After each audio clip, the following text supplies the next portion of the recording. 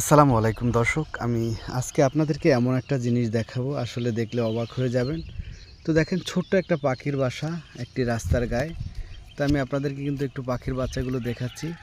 তো দেখেন, এই কিন্তু পাখির বাচ্চাগুলো কিন্তু একদম খাবারের জন্য কিন্তু একেবারে হাহাকার হয়ে রয়েছে।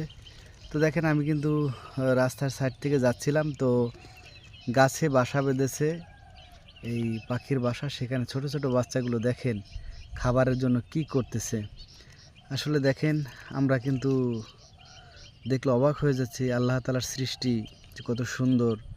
দেখেন, ছোট ছোট বাচ্চারা তারা কিন্তু এই পাখির বাসায় মায়ের কাছে খাবার চাচ্ছে। তো পাখিটার মাটা কিন্তু কোথায় জানি উড়ে গিয়েছে আমাকে দেখে, তাই আমি একটু ফাঁকে ভিডিও করে আপনাদেরকে দেখালাম। দেখেন কত সুন্দর ফুটফুটে বাচ্চা। তো ভিডিওটি কেমন হয়েছে কমেন্টে জানাবেন। আজ এ পর্যন্ত, আল্লাহ হাফেজ। আসসালামু আলাইকুম দর্শক, আমি আজকে আপনাদেরকে এমন একটা জিনিস দেখাবো, আসলে দেখলে অবাক হয়ে যাবেন। তো দেখেন, ছোট্ট একটা পাখির বাসা একটি রাস্তার গায়ে। তো আমি আপনাদেরকে কিন্তু একটু পাখির বাচ্চাগুলো দেখাচ্ছি। তো দেখেন, এই কিন্তু পাখির বাচ্চাগুলো কিন্তু একদম খাবারের জন্য কিন্তু একেবারে হাহাকার হয়ে রয়েছে।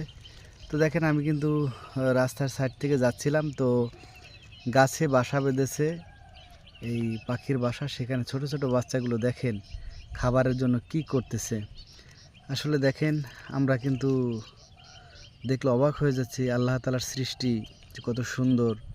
দেখেন, ছোট ছোট বাচ্চারা তারা কিন্তু এই পাখির বাসায় মায়ের কাছে খাবার চাচ্ছে। তো পাখিটার মাটা কিন্তু কোথায় জানি উড়ে গিয়েছে আমাকে দেখে, তাই আমি একটু ফাঁকে ভিডিও করে আপনাদেরকে দেখালাম। দেখেন কত সুন্দর ফুটফুটে বাচ্চা।